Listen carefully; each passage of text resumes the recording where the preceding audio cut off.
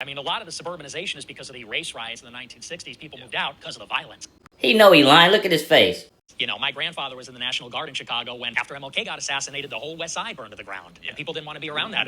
This says as late as 1940, all but 3 Chicago neighborhoods had majority populations. After World War II, which was 1945, YTs began moving to the suburbs, and the restrictive covenants that had prohibited blacks from living in most of the neighborhoods were struck down. So by the 1950s, the black belt had expanded. So the white flight had already started in the 40s and the 50s. The riots didn't happen until 68, but keep going, Chief. I think that's just not true. I think that the race riots were a huge driver of white flight to the suburbs. I think it's just dishonest to say that's not the case. It rolled on into the summer, and it wasn't, you know, let's say, the anger of the oppressed and the disenfranchised. So they were looting. They were looting and carjacking. The criminals. Yeah.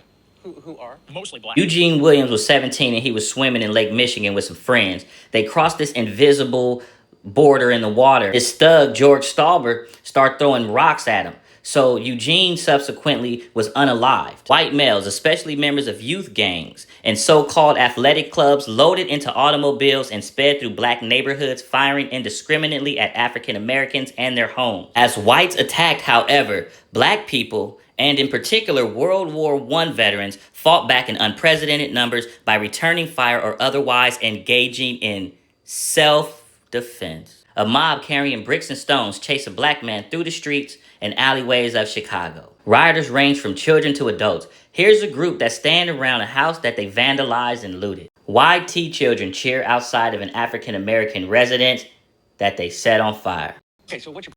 Well, we're talking about where people want to live. Yeah, I know. So, like, what in 2026? Well, how about in 2020 when Minneapolis burned? I could answer that. Provocateurs. A person who intentionally encourages people to do something illegal, usually so that they can be arrested. IT, provocateur. They even had bricks laying around. Crazy. Now let's talk rioting. I pointed the black folks out.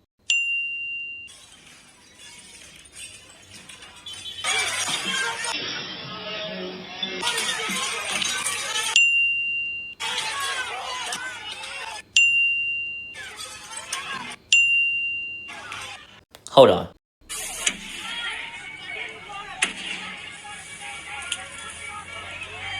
How about in the summer of 2020 in Chicago? How about it?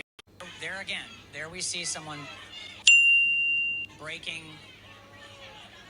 kicking a window.